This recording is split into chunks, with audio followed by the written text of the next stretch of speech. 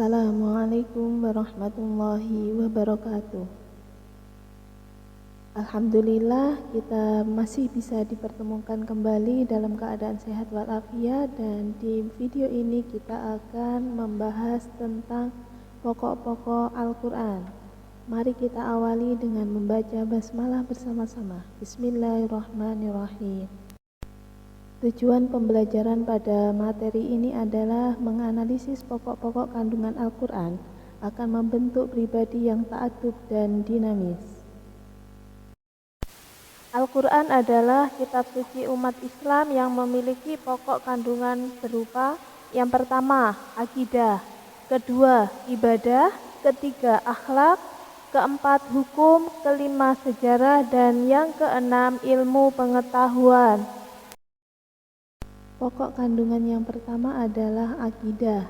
Akidah adalah suatu kepercayaan yang harus diyakini dengan sepenuh hati, dinyatakan dengan lisan, dan dimanifestasikan dalam bentuk amal perbuatan.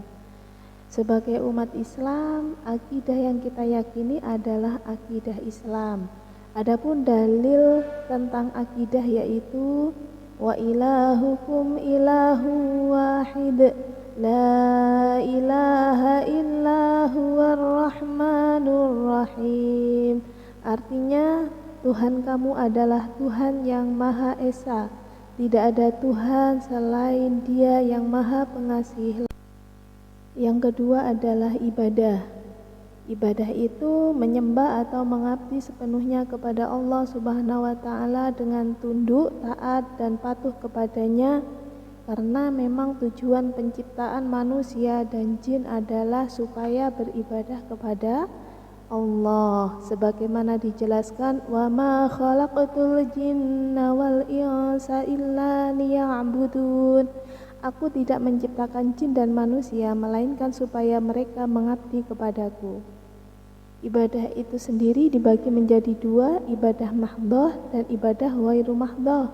Ibadah mahdhah itu ibadah yang jelas ketentuan waktunya, kapan waktu dan pelaksanaannya, seperti sholat, puasa, zakat, dan haji. Ibadah ghairu mahdhah itu ibadah yang tidak ada ketentuan yang jelas secara syar'i, akan tetapi jika kita melakukannya dengan penuh keikhlasan karena Allah, akan dicatat sebagai ibadah oleh Allah. Contohnya, menyantuni fakir miskin. Yang ketiga, akhlak. Akhlak adalah sifat yang tertanam dalam jiwa manusia yang muncul spontan dalam tingkah laku hidup sehari-hari. Rasulullah menyampaikan dalam sebuah hadis, innama bu'istu liutammima makarimal akhlak. Sesungguhnya Nabi Muhammad itu diutus untuk menyempurnakan akhlak yang mulia. Selanjutnya adalah hukum. Al-Quran memuat banyak sekali kaidah hukum yang tujuannya adalah agar bisa menjadi pedoman kepada manusia, agar senantiasa bahagia, adil, aman, tentram, teratur, sejahtera, tentunya agar selamat di dunia dan di akhirat. Hukum dalam Al-Quran banyak sekali, seperti hukum waris, hukum perdata, pidana, dan lain sebagainya. Yang kelima, sejarah. Dalam Al-Quran dijelaskan tentang sejarah atau kisah umat yang terjadi pada masa lalu.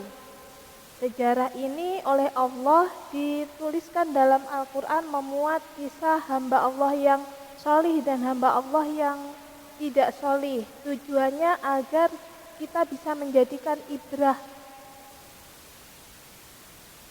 Yang terakhir, ilmu pengetahuan. Dalam Al-Quran memuat ilmu pengetahuan yang selaras dengan perkembangan pengetahuan dan teknologi kekinian. Oleh karena itu, kita sebagai umatnya tetap wajib untuk selalu belajar kapanpun dan dimanapun.